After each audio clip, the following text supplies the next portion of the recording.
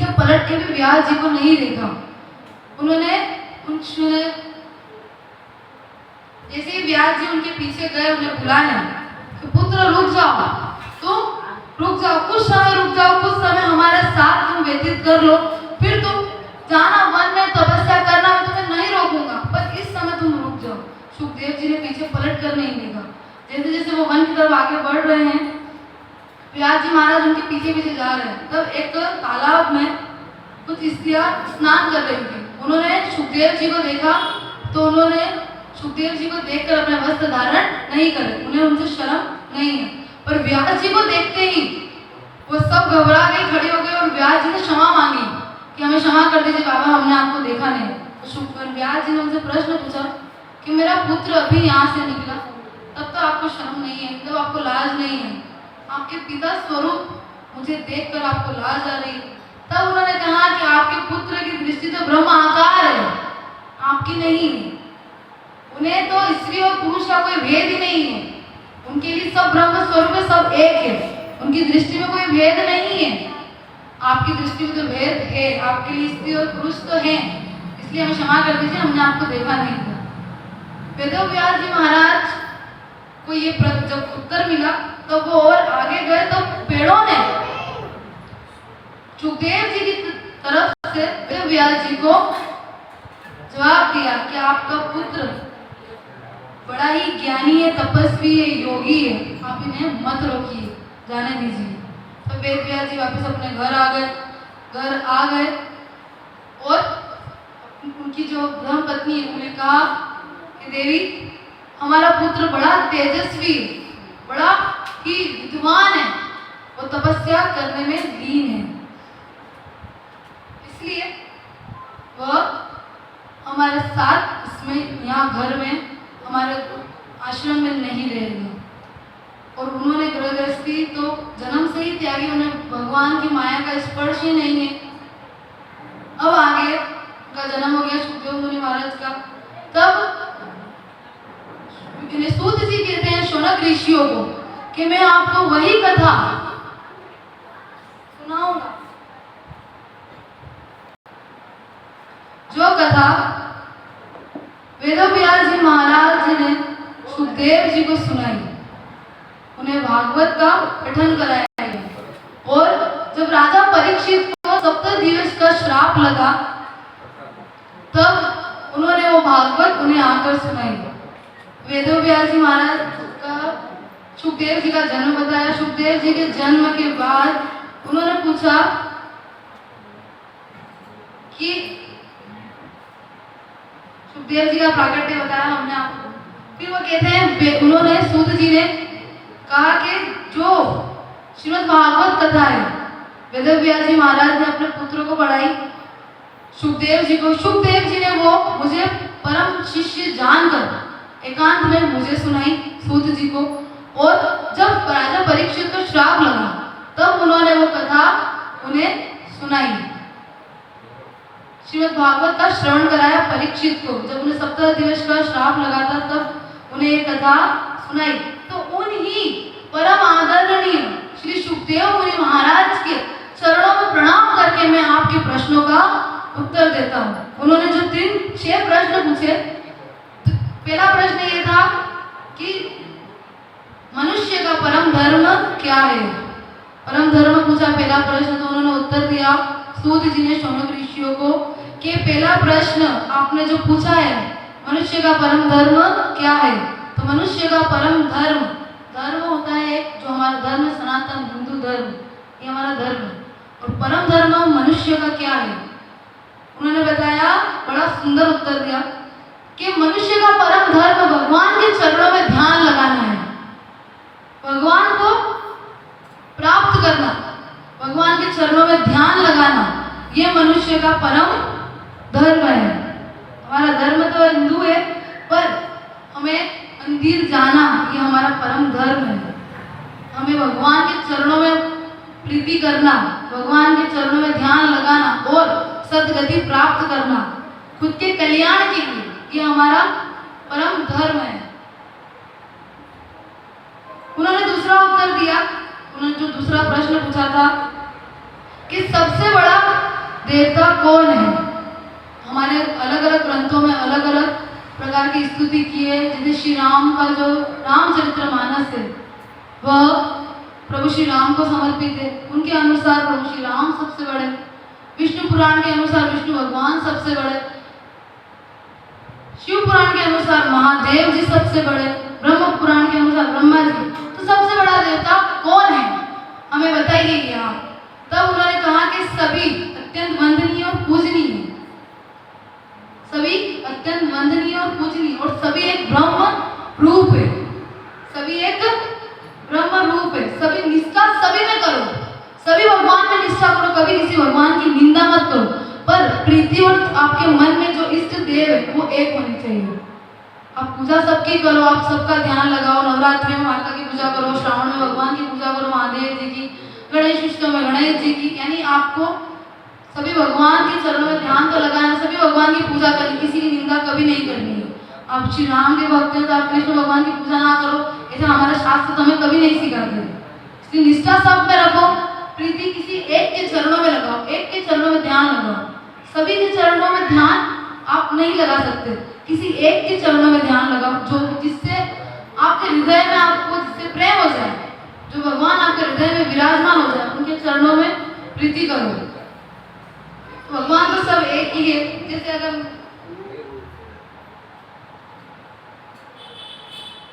जैसे वृक्ष की कितनी डालियां हैं और उसकी जड़ एक है, उसी प्रकार हमारे जितने भी भगवान हैं जड़ सबकी एक ही, सब ब्रह्म रूप है, भगवान के ही सब रूप है, सभी अवतार भगवान के ही, सभी जितने भी हमारे बीच में देवी देवता विराजमान है वो सब भगवान के ही अंश है। भगवान एक ही है, इतने रूपों में वो हमारे लिए प्रकट हुए। भगवान भक्तों के लिए ही अवतार लेते हैं। भगवान ने कभी भी किसी असुरों के लिए अवतार नहीं लिया। जैसे प्रभु श्री राम का जब प्राकट्य हुआ तो उन्होंने असुरों को मारने के लिए जन्म नहीं लिया, उन्होंने अवतार ग्रहण भक्तों के लिए किया। बहुत बड़े बड़े भक्त थे, उन्हें दर्शन देने के लिए प्रभु प्रकट हुए थे। असुरों को मारना तो लगे हाथ काम है, आए हैं तो ये भी करते चलते, ऐसा वाला काम है। तीसरा प्रश्न उन्होंने पूछा कि जब शास्त्रों में वेदों में भगवान को अजन्मा कहा गया है, अजन्मा कहा गया है, तो भगवान ने जन्म कैसे लिया, और जन्म लिया तो फिर अजन्मा कैसे है। तब सूत जी ने कहा कि भगवान कभी जन्म नहीं लेते। तो उन्होंने पूछा भगवान जब जन्म नहीं लेते तो भगवान का नाम क्यों है अजन्मा। अजन्मा भी नाम है, जन्म भी नहीं लेते, और जन्मा है तो अजन्मा कैसे, ये बताइए हमें। तब उन्होंने कहा कि भगवान कभी जन्म नहीं लेते, भगवान कभी भी किसी के गर्भ में प्रवेश नहीं करते। भगवान की माया प्रवेश करती है गर्भ में, और ऐसा अनुभव कराती है कि भगवान गर्भ में है, गर्भ में शिशु है, भगवान की माया ये अनुभव कराती है।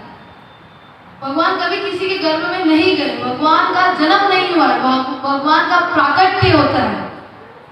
इसलिए तो कहा जाता है भय प्रकट कृपाला, प्रकट होता है भगवान का जन्म नहीं होता है, भगवान की माया जाती है गर्भ में, और जब जन्म का समय आता है तब भगवान प्राकट्य होते हैं, वो जन्म नहीं लेते। प्राकट्य में भगवान प्राकट होकर जो अपना शिशु रूप है वो धारण करके गोद में विराजमान होते हैं उनकी माता के, जैसे प्रभु श्री राम और भगवान श्री कृष्ण। आगे हम विस्तार से सुनेंगे। भगवान ने जन्म नहीं लिया, भगवान की माया प्रवेश करती। ये 3 प्रश्नों के उत्तर के बाद उन्होंने चौथा प्रश्न पूछा था कि भगवान के अवतार कितने हैं, हमें विस्तार से बताइए कि प्रभु के अवतार कितने हैं। प्रभु ने कितने अवतार लिए, कोई कहता है 10, कोई 12, कोई 16। मैंने भी सुना है, कहते हैं कि भगवान के इतने हैं, भगवान के इतने अवतार हैं। और कोई कहता है अनंत अवतार है, हरि अनंत, हरि कथा अनंत था। तो भगवान ने अवतार कितने लिए, शास्त्रों में जो प्रमाण है कि भगवान ने कुल इतने ही अवतार लिए। लोगों के कहने से क्या होता है, भगवान जो शास्त्र में है, कृपया करके आप हमें ये बताइए कि भगवान ने अवतार कितने लिए। हरि अनंत और हरि कथा अनंत ये किस प्रकार से है। तब उन्होंने एक उदाहरण दिया, एक उदाहरण से समझिए आप हरि अनंत और हरि कथा अनंत का, कि भगवान अनंत है, भगवान की कथा अनंत है, भगवान के अवतार भी अनंत हुए। किस प्रकार,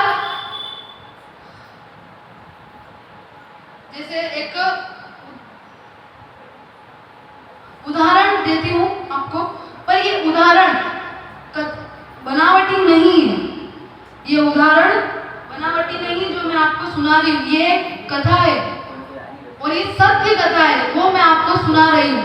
एक महान ऋषि हुए, महान संत हुए, जिनका नाम है श्री सेन जी महाराज, जो भक्त शिरोमणि है, जो संत शिरोमणि है, श्री सेन जी महाराज।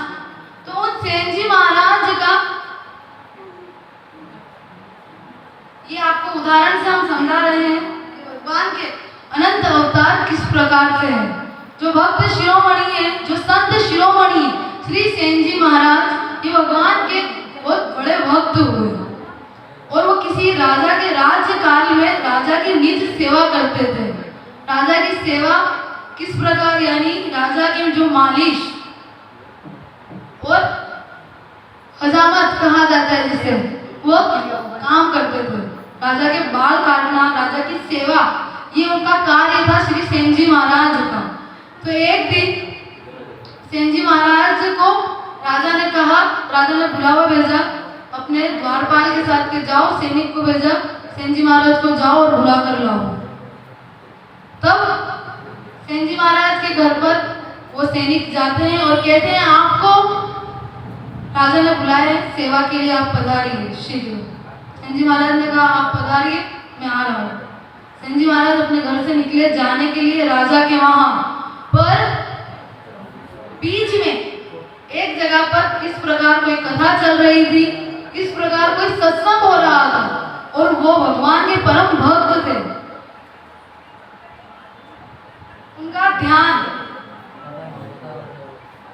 नित्य भगवान के चरणों में रहता था, वो भगवान के परम भक्त हुए, तो उनका मन वहां से आगे निकलने को करा ही नहीं। सत्संग को छोड़कर कैसे जाऊं, वहां विराजमान हो गए कि कुछ क्षण तो इस सत्संग का लाभ लूं, सत्संग के बाद राजा के पास चला जाऊंगा। पर वो जैसे ही सत्संग में बैठे, सत्संग में उनका इतना ध्यान लगा, ऐसा ध्यान लगा, इतने ध्यान मगन हो गए कि जब तक सत्संग विराम नहीं हुआ तब तक उन्हें होश ही नहीं रहा कि उन्हें राजा के वहां जाना है।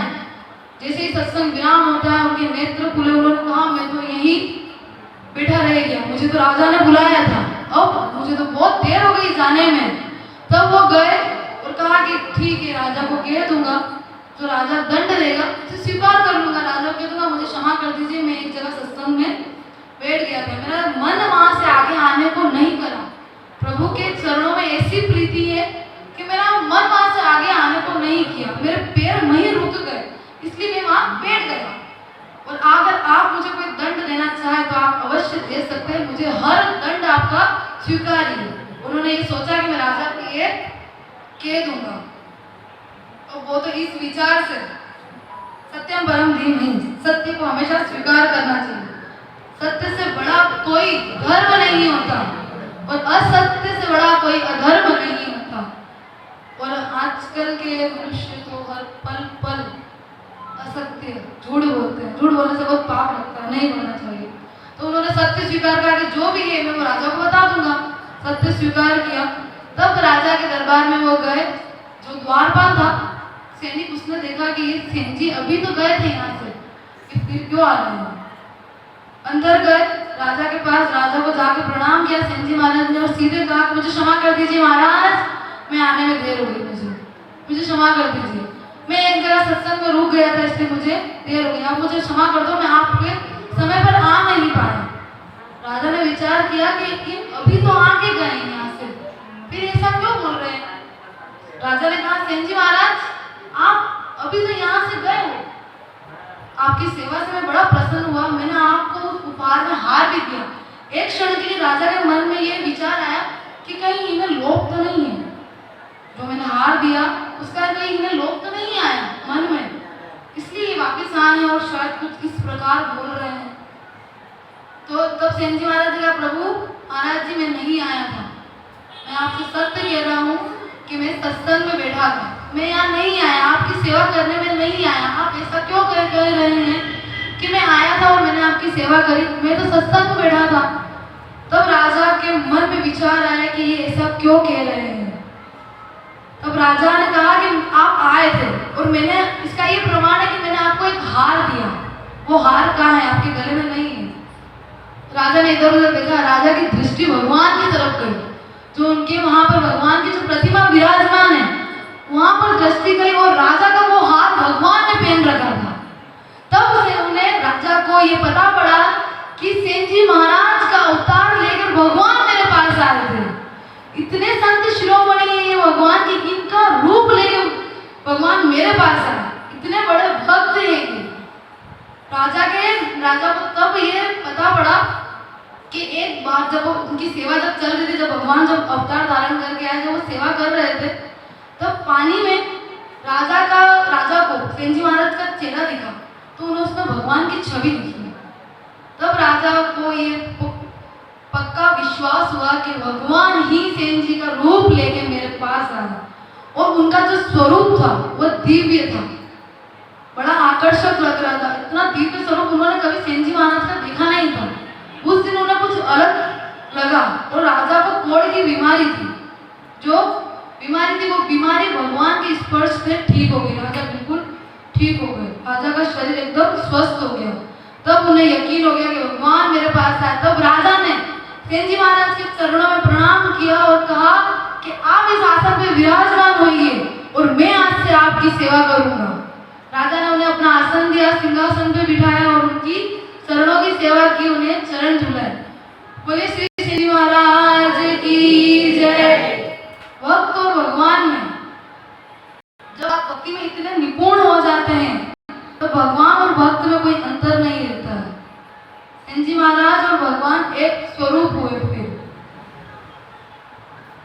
तो ये कथा मैंने इसलिए सुनाई क्योंकि हरि अनंत, हरि कथा अनंत क्यों कहा जाता है? इसलिए कहा जाता है कि भगवान ऐसे अपने भक्तों की रक्षा के लिए कई बार अवतार धारण करते हैं। कई बार प्रभु ने इतने अवतार धारण करे, पर ये अवतार जो है भगवान के, वो अपने भक्तों की रक्षा के लिए, और ये कुछ क्षण के होते हैं जिन्हें यहाँ पर कहीं ग्रंथों में नहीं लिखा गया है। ऐसे तो भगवान ने अवतार लिए, उन्होंने उनके प्रश्न का उत्तर दिया। जो चौथा प्रश्न था कि भगवान ने कुल कितने अवतार लिए, तब उन्होंने कहा कि भगवान ने कुल 24 अवतार लिए। भगवान के अवतार कितने हुए? 24। कुल 24 अवतार भगवान लेते हैं। और वो अवतार कैसे रहते हैं? जिसमें भगवान प्राकट्य होते हैं धरती पे कुछ विशेष कार्यों के लिए, कुछ विशेष भक्तों के लिए। जैसे सेन जी महाराज का रूप लेके भगवान आए, तो भगवान तो कुछ समय के लिए आए, उस समय रूप धारण करके वो तो वापिस अंतर ध्यान हुए प्रभु। पर ये जो अवतार है 24, ये भगवान के कुछ कार्य होते हैं, कुछ विशेष कार्यों के लिए भगवान अवतार लेते हैं। तो उस प्रकार के जो भगवान के अवतार है, जो वेदों में शास्त्रों में कहा गया, वो कुल 24 अवतार है। यहाँ प्रभु के 24 अवतारों का वर्णन आता है। प्रभु का, भगवान का पहला अवतार श्री भगवान का पहला अवतार, 24 अवतारों में जो प्रभु का पहला अवतार है वह है सनत कुमारों के रूप में। सनत, सनंदन, सनातन और सनत कुमार, ब्रह्मा जी के 4 मानस पुत्र सनत, सनंदन, सनातन और सनत कुमार, इन चारों के रूप में प्रभु ने पहला अवतार लिया। यह अवतार भगवान का ब्रह्मचार्य का अवतार है। भगवान ने ब्रह्मचार्य की स्थापना के लिए, ब्रह्मचार्य दिखाने के लिए और बताने के लिए भगवान ने पहला अवतार सनत कुमारों के रूप में लिया। भगवान ने दूसरा अवतार लिया वरा अवतार। वरा यानी सुकर, वरा यानी सुकर। भगवान ने सुकर का अवतार लिया। वरा अवतार के रूप में भगवान दूसरी बार प्राकट्य हुए। जब सृष्टि रसातल में गई हुई थी, रसातल में डूबी हुई सृष्टि को उबारने के लिए प्रभु ने वरा अवतार धारण किया। और वरा अवतार धारण के पीछे भगवान का एक विशेष उद्देश्य था, जिसे हम आगे सुनेंगे। तीसरा अवतार भगवान ने लिया नारद जी के रूप में। यह अवतार भगवान का भक्ति का अवतार है। ब्रह्मचर्य का पालन और संतोष, इन दोनों का सहयोग, और ब्रह्मचर्य का पालन करोगे और संतोष रखोगे तब भक्ति प्रकट होगी। तब भगवान ने नारद जी का अवतार लिया, जो तीसरा अवतार है नारद जी का। नारद जी भक्ति के आचार्य है। तीसरा अवतार भगवान ने नारद जी का लिया। चौथा अवतार भगवान ने लिया नर नारायण के रूप में। भगवान का चौथा अवतार हुआ नर नारायण के रूप में। भगवान ने ब्रह्मचार्य, संतोष और भक्ति आने से वैराग्य। भक्ति और वैराग्य ज्ञान ये तीनों साथ में होते हैं तभी भक्ति हमेशा के लिए दृढ़ रहती है। अगर बिना ज्ञान के भक्ति है तो वो सदैव के लिए नहीं है, और बिना वैराग्य के भक्ति है तब भी वो सदैव के लिए नहीं है। भक्ति देवी के दो पुत्र हमने कल सुना, ज्ञान और वैराग्य, ये भक्ति देवी के पुत्र है।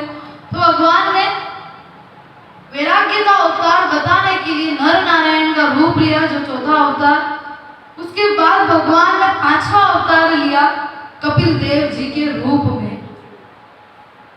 माता देवहूति को उन्होंने तत्व ज्ञान कराया और उन्हें उपदेश बताए, ज्ञान के उन्हें उपदेश सुनाए। ये भगवान का पांचवा अवतार था कपिल देव जी के रूप में। भगवान ने छठा अवतार लिया दत्तात्रेय के रूप में। भगवान का छठा अवतार है दत्तात्रेय के रूप में। भगवान ने सातवां अवतार लिया यज्ञ के रूप में। भगवान का सातवां अवतार है यज्ञ के रूप में। भगवान का आठवां अवतार है ऋषभ देव जी का। इनकी विस्तार से हम कथा सुनेंगे। भगवान ने नवा अवतार लिया राजा पृथु के रूप में, जिनके नाम से इस मृत्यु लोक का नाम, इस धरातल का नाम पृथ्वी रखा गया। ये वही राजा है जिनके नाम पर पृथु राजा के नाम पर पृथ्वी नामकरण किया गया धरती का। भगवान ने 10वां अवतार लिया मत्स्य नारायण के रूप में। मत्स्य नारायण भी कहते हैं कि भगवान का 10वां अवतार है, जो सत्यवत नाम के एक राजा थे। जब सृष्टि पर प्रलय आई हुई थी तो भगवान ने विशाल काय मछली के रूप में आकर उस समय जो पृथ्वी पर जो सप्त ऋषि थे और सत्यवत जो राजा थे उन्हें बचाने के लिए एक विशाल काय नाव प्रकट की भगवान ने। और जब पृथ्वी पर पूरा समुद्र पानी पानी हो गया, सब दूर चारों तरफ पानी के अलावा और कुछ भी नहीं, इस प्रकार जब सृष्टि की स्थिति हो गई तो वो नाव को भगवान ने वासुकी नाव, जो महादेव जी के गले में विराजमान है, वासुकी नाव की मदद से भगवान का जो सिंह है, मत्स्य अवतार के जो सिंह था मछली के ऊपर, उस सिंह से नाव को बांधा वासुकी नाव के द्वारा। वासुकी नाव को रस्सी बनाया गया। वासुकी नाव को 2 बार रस्सी बनाया गया। ये पहली बार रस्सी बनाया गया था अभी। तब भगवान मत्स्य ने सृष्टि को उस समय बचाया प्रलय से। तब भगवान का यह अवतार था मत्स्य नारायण का। उसके आगे आता है कच्छप अवतार, जो भगवान का 11वां अवतार है। समुद्र मंथन में जब मंदराचल पर्वत को समुद्र के बीच रखा गया, समुद्र की गहराई कितनी है कोई नहीं नाप सका आज तक। इतनी गहराई, मंदराचल पर्वत भी बहुत बड़ा है, बहुत विशाल का है, पर वो पानी में टिक नहीं रहा था, समुद्र में पर्वत टिक नहीं रहा था। तो उसे अपनी पीठ पर भगवान ने धारण किया कच्छप अवतार लेके। भगवान का 11वां अवतार है कच्छप अवतार। भगवान ने 12वां अवतार लिया धन्वंतरी देव के रूप में। 11वां अवतार भी भगवान का समुद्र मंथन के समय हुआ। 12वां अवतार भी भगवान का समुद्र मंथन से प्राकट्य हुआ धन्वंतरी देव का। ये वही धन्वंतरी देव है जिनकी हम धनतेरस वाले दिन पूजा करते हैं। इनका बड़ा विधान है। उस दिन पूजा करने से आपके धन में 13 गुना वृद्धि होती है। धन्वंतरी देव का अपना अलग बहुत बड़ा महत्व है। धन्वंतरी देव अमृत कलश लेकर प्रकट थे। धन्वंतरी देव अमृत कलश लेकर समुद्र मंथन से प्रकट हुए। और धन्वंतरी देव को ही सभी औषधियों का दाता कहा जाता है। जितनी भी वन औषधियां हैं, प्राकृतिक औषधियां, वह सब इन्हीं की कृपा से है। और जब धनतेरस वाले दिन इनकी पूजा नहीं करता, उनके घर पे माता लक्ष्मी का इतनी विशेष कृपा नहीं रहती। माता पार्वती और महादेव जी के प्रसंग से हमने ये चीज सीखी कि जब तक मेरे पति को कोई नहीं बुलाएगा मैं उसके घर नहीं जाऊंगी। तो ये माता का उस समय विचार रहता है कि मेरे पति को धनतेरस वाले दिन जिसने नहीं बुलाया मैं उसके घर दिवाली वाले दिन नहीं जाऊंगी। दिवाली से 2 दिन पहले आता है धनतेरस। उस दिन बड़ा विधान है इनकी पूजा का। धनतेरस ये धन्वंतरी अवतार था। 13वां अवतार भगवान का। भगवान ने 14वां अवतार लिया नरसिंह रूप में। भक्त प्रहलाद की रक्षा की। इनकी कथा हम विस्तार से सुनेंगे। भगवान का 14वां अवतार नरसिंह रूप में हुआ। भक्त प्रहलाद की रक्षा करी, हिरण्याकश्यप का उद्धार किया। भगवान ने 15वां अवतार लिया, वामन अवतार। राजा बलि के यज्ञ में गए, 3 पग भूमि का संकल्प करवाकर 2 पग भूमि में, 2 पग में ही पूरा ब्रह्मांड नाप लिया, तीसरा पग रखने की जगह ही नहीं मिली। तब राजा बलि ने कहा